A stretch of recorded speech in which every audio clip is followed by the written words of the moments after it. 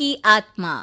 बचपन से शहर में रहने वाला मनोज इस साल होली की छुट्टियों में अपने गांव दुर्गापुर वापस आता है, जहां उसे देख पूरा गांव खुशी से झूम उठता है।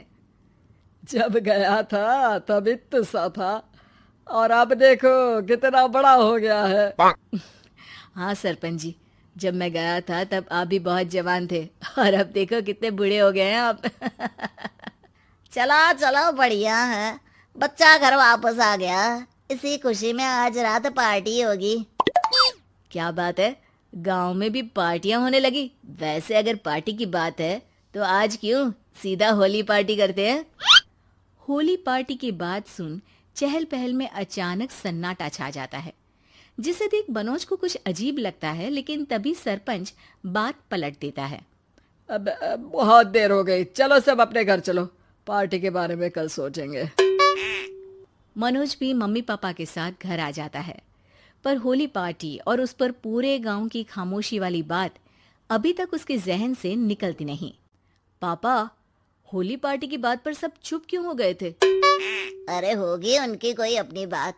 मुझे गांव की पंचायत ही थोड़ी पता है। थक गया हूँ, चलो सो जाते हैं, कल बात करते हैं। पापा की बात मानते हुए मनोज भी सोने चला जाता है। आज तो छुपा लिया, लेकिन हफ्ते बाद जब होली का दिन आएगा तब इसे कैसे रोकोगे?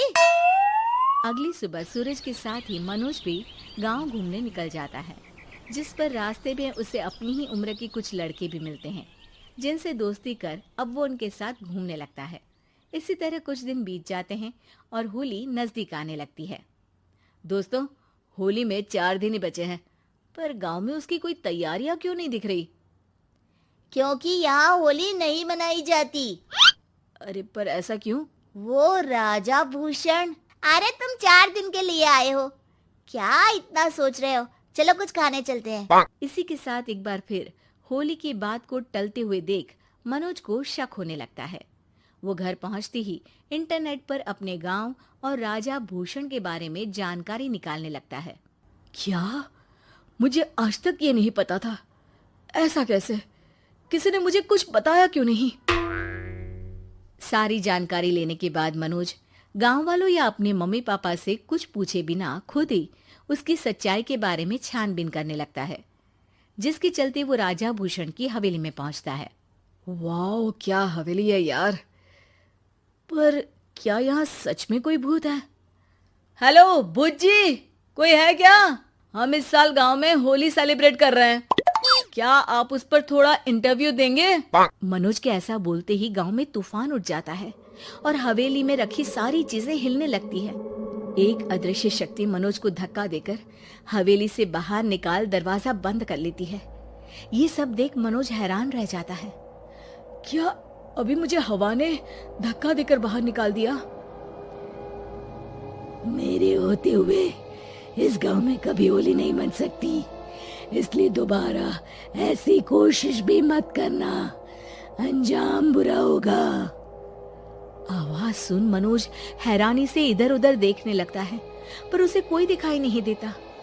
वो गांव वापस आ जाता है, जहां तूफान की वजह से सब कुछ तहस महस हो चुका होता है। आखिर ये तूफान आया कैसे? ना ऐसा कोई मौसम था और ना ही हमने होली का त्योहार मनाने की बात की थी। सरपंच की बात पर कोई रिएक्शन दिए बिना मनोज चुपचाप अपने घर चला जाता है। इस तरह देखते ही देखते होली का दिन भी आ जाता है और मनोज रंग लेकर गांव में निकल जाता है, लेकिन गांव पूरी तरह खाली होता है। अरे त्योहार का दिन है, धूमधाम की जगह मातम क्यों मनाया हुआ है? मनोज की आवाज सुन सब अपने घर की खिड़कियां खोल के घर के अंदर से ही उसे वापस जाने के लिए कहने लगते हैं, पर वो किसी की नहीं सुनता। तुझे पहले भी समझाया था, अगर होली खेलने की कोशिश भी की तो अच्छा नहीं होगा। अरे बात मान लो बेटा, तुम्हें सच नहीं पता। मुझे सब पता है। सालों पहले इस राजा ने एक अंधविश्वास फैलाया और आप लोग आज तक उसे मानते आ रहे हो। अरे बेटा, जब तुम पैदा भी नहीं हुए थे उससे भी बहुत पहले से इस गांव पर होली का श्राप है। अगर गांव में होली का त्योहार मनाया जाता है तो प्रलय आना पक्की बात होती है। राजा भूषण इस सब में नहीं मानते थे और त्योहार मनाने लगे, जिसके चलते होली वाले ही दिन पहले उनके बेटे की और फिर उनकी मृत्यु हो गई। तभी से गांव की रक्षा के लिए उनकी आत्मा उस हवेली में रह रही है। सबकी बातें सुन मनोज उलझन में पड़ जाता है। सोचना भी मत मनोज, अगर तुमने इस परंपरा को तोड़ने की कोशिश भी की तो उसका परिणाम इस गांव और गांव के लोगों के लिए अच्छा नहीं होगा। मुझे भी यकीन नहीं हो रहा कि आप लोग एक बेतुकी बात को मानकर सालों से रंगों के त्योहार को मातम की तरह मनाते आ रहे हो। मनोज किसी की कोई बात ना मानते हुए पूरे गांव में रंग बिखेर देता है, जिसके तुरंत बाद वहां तूफान के साथ बिजलियां गरजने लगती है। अचानक मौसम में ऐसा बदलाव देख जहां मनोज कंफ्यूजन में आ जाता है, वहीं गांव वाले डर से सहम जाते हैं।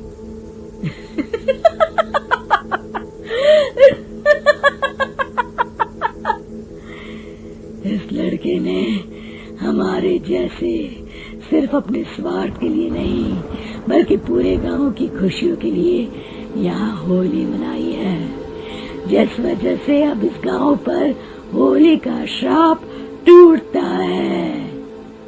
ऐसा बोलकर राजा का भूत वहां से गायब हो जाता है, जिसके बाद गांव के लोग धूमधाम से होली मनाते हैं।